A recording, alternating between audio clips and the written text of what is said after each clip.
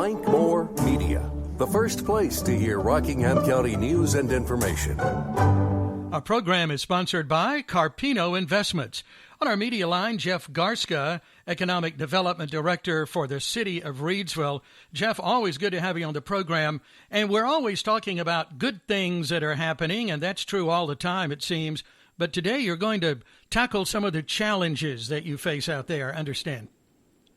Yeah, hey, Mike. I thought we'd do something a little different. As you said, we always love talking about good news, and I didn't want to do a show that was presenting anything negative by any means, but, amidst all the good that we have going on, there's always challenges, and I thought we could just kind of talk through some of that stuff and also, in the meantime, address, how we're addressing some of these challenges. Sure, okay. Well, I know one thing that's always true in all municipalities, and that's a lack of vacant industrial buildings. So how's that affecting you? Yeah, that's a big one for us, and a lot of people will say that, as a result of our growth, when Miller Coors shut down in Eden, we lost the Ball aluminum can facility, and that property was acquired by Albod for their expansion, very quickly. We lost the plastics manufacturer, and another one moved right in.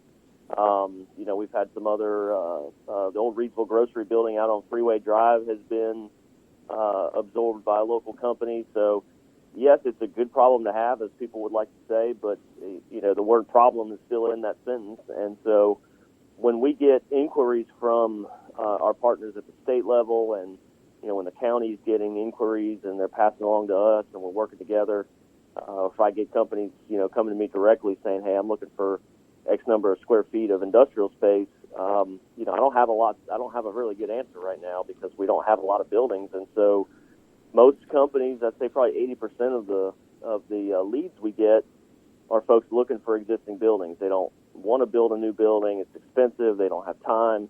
They just want to move right in and start doing their thing. And, if we don't have that type of product, we're kind of behind the eight ball a little bit. Mm-hmm. Yeah. So the need for spec buildings always there. That is always there, and it's a risky proposition. I mean, there's always the story of some city somewhere that had a spec building built that sat vacant for 10 years, and the county looked really bad for doing it, and all those kind of things. But I feel like if we had some speculative development going on, we would be successful with it. And we've talked to several developers who do speculative industrial space, and they're interested in Reidsville. Part of our challenge is, when they go to larger markets like Winston-Salem or even, in the Burlington area where there's so much growth of logistics distribution companies, it's easy for them to take the risk, put up a building, and feel comfortable that within 12 months or 6 months or whatever it is that they'll fill the building up with a tenant. And, looking at Reidsville, they don't know the market as well. It's a little bit smaller. The risk is a little higher, and so they want the city or the county or whomever to absorb some of that risk. And that might mean, after 2 years, we guarantee the lease on the building for, in perpetuity until something happens. And that's just, I'm not sure that's a risk that our elected officials are willing to take with taxpayer dollars at the moment. But as we continue to grow, the risk we're having to talk about is getting less. I've talked to a developer a couple of weeks ago who said, you may not have to, take all that risk. Why don't you go back out and test the market again and see who's willing to participate. Mm-hmm. Okay. All right. Well, that's encouraging. Let's talk about vacant downtown properties. Where are we in that, Jeff? Our downtown is approximately 75 to 80% occupied as far as active businesses, and that shocks a lot of people because you do see vacant buildings. Although you go up and down Scale Street, there aren't too many storefronts that don't have an active business in it, and that's really great. That's a big number for a small town or for any town really to have a 80% occupancy rate. Our challenge is, again, just like the industrial side, the 20% that's not occupied also isn't actively being marketed by the owner. So it's not for rent. It's not for sale, or at least not publicly. There's no sign in the window. There's no realtor involved. We don't know about it. Some of them are owned by some of the building owners don't live in Reidsville. They live somewhere else in another state. They don't really, it's not high on their priority list to try and sell the building. Maybe in some cases, they even inherited it from a previous family member. They're just not thinking about it. So we're making a push this year through the Downtown Corporation to try and contact some of these building owners and just get them engaged and say, look, we're getting calls every week for people wanting to, looking for space downtown. I mean, I had I had 2 or 3 calls last week alone that said, hey, I want to move my business, or I'm trying to start a business. And just like the industrial side, I'm like, I have 1 or 2 buildings that I'm aware of that you could look at. And other than that, there's just not much on the market right now. So we're getting more calls than we have space. Mm-hmm, yeah. And this is not unique to Reidsville. It's everywhere, isn't it? It is. No, you're exactly right. I mean, it's, I guess this is the old first world problem situation, but no, it's not unique. The big cities are running out of space. It's a function of a result of of a good economy. Other than what we're obviously with the pandemic, we have some economic challenges, but businesses are still growing and thriving, and so that's what happens when you have a good economy and growth. Yeah. Well, we're still in COVID days for some time to come. How's that affecting the budget? We haven't talked about that recently.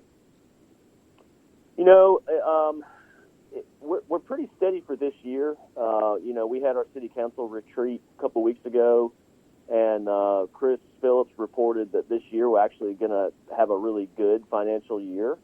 And a lot of that, of course, is, it's kind of there's some lag time between with the numbers you're looking at today versus when the revenue came through or when you expected to come through with tax collections and things like that. But going into next year, and we were very conservative this year with the budget. We were asked to take, about a 3 to 5% cut across the board going into this current fiscal year, which we're halfway through, a little more than halfway through. So we were very conservative, and for the revenues to still be up a little bit, that helps us out going into the next year, where we are going to face some challenges. When the Commonwealth plant shut down, they still had their equipment listed on the tax rolls. We're still collecting on that. If that equipment finally becomes decommissioned, that's a big loss of water and sewer revenue from some of the companies like that. But we have some challenges going into it next year, and I think COVID hasn't destroyed us by any means, but it does it trickles down for sure. When some of these small businesses struggle, they close. I mean, you just take a business like the Celtic Fringe. They have been closed for months, and part of it is they're doing some renovation work, which is really cool. They're going to reopen, but that's a lot of sales tax revenue coming into our community. It's a popular restaurant, and if they're not up and running, then we're losing money on that. And some of our industries have had some slowdowns and some layoffs and things like that. And so when they're not making product, it's not bringing in revenue into the community. Mm-hmm, yeah, it trickles down more than people realize. Let's get an update on workforce development and employee recruitment. That's always a challenge, I guess. Yeah, and it's another one that's not unique to Reidsville or Rockingham County. I mean, it's almost a global problem, really, with finding and attracting and retaining talent. There's a lot of smart, hardworking people out there, and they're all the demand for them is very high across the board. It's another, again, it's just like the industrial building space. It's another result of our success when you have close to 2,000 new jobs announced in the last 5 years. That's a lot of people to put to work, and people are having to, companies are having to reach further and wider to find, that number. We're not sitting in a market of 1 million people here. It's a relatively small labor shed draw area, so it's a challenge filling some of these positions, and we still have an issue with people wanting to work.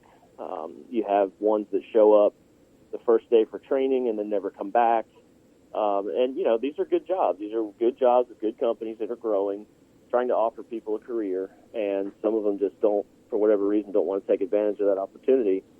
So, we work with the community college, we work with the local workforce boards, partners at the county and with our industries to do job fairs and, just try to help them find the people they need. When a company's trying to hire 100 new people, it kind of makes me nervous because a lot of times they're having a hard time finding, 5, let alone the next 100. Mm-hmm, sure. We hear so much about, and there and in Eden and in other places about these big incentive packages that are offered to get large companies to come into the area. Where are we with grants and incentives for the small business person? That has always been a challenge for me in my entire career. Finding ways to financially assist some of the smaller businesses that are trying to grow by 2 people, 5 people, and sometimes it's not even about hiring people. It's just about them growing their business, and they need help. They can go to their bank and try to borrow some money, and a lot of times it's cost prohibitive. So they come to us and they're like, "Hey, how can you help us?" And we just don't have the tools to have the kind of grants and incentive money that aren't for big impact projects. And that's just the nature of economic development. That's just the way the system's created, and it's not fair, but it just is the way it is. We've got a couple small businesses that have approached us in the last couple months that, hey, I'm getting ready to invest, $1 million in my company. It's a small business, a small retail business. Mm-hmm. What can you do to help me? And it's really hard to find ways to give them some meaningful assistance through any grants or incentives. Everybody's willing to jump on board when you have the Farmina pet foods of the world coming to build a big facility and hire 130 people. That's a no-brainer. We can put together a package for that. Mm-hmm. So we need to find ways creatively across the board to help some of these smaller industries grow, because for them that's their livelihood.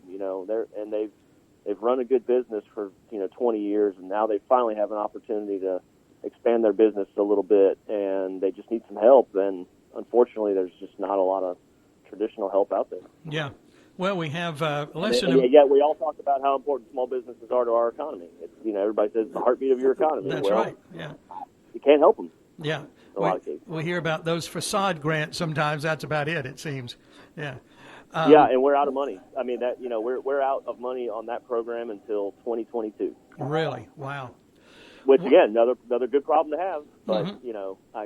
The next one that comes along and says, "Hey, I want to renovate a downtown building for my new business," I can't. Sorry, I can't help you fund it right now. Yeah. Well, we have about 45 seconds remaining, Jeff. Give us some encouraging words, perhaps, if you can, as we wrap up. Yeah, absolutely. And I hope that wasn't doom and gloom. No, it's just reality.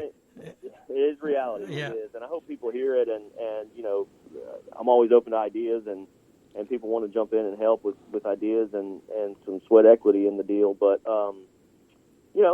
things are still looking up. I mean, we expect this year overall from, recruitment activity seems to be pretty steady. Always on the heels of a presidential election, things kind of slow down a little bit. They slow down during the election cycle as people are trying to, I know if candidate A wins, what the economy is generally going to look like. If candidate B wins, same thing, kind of hedging their bets a little bit on investing. And then after the fact, okay, so candidate B is in office now. Let's wait a couple months and see what the economic policy really is. So I would expect sometime probably in the spring, and of course as vaccines start rolling out more, spring and summer of this year, I really think that we're gonna get back to a high level of activity and hopefully a good economy that we can roll with. Okay, that is encouraging indeed. Jeff, thank you for your time. Thank you for your hard work for Reidsville. We appreciate it. Thank you, Mike. Have a good day. Stay safe out there. Okay, you the same. Jeff Garstka with us on this edition of Rise Up Reidsville. He is Economic Development Director for the city of Reidsville. Our program is sponsored by Carpino Investments, leader of community redevelopment in the Carolina Piedmont region. They're involved in a big project in Reidsville, at the Depot District, and in Uptown Eden as well, carpinoinvestments.com. And please go to this website for more information, rocketinreidsville.com.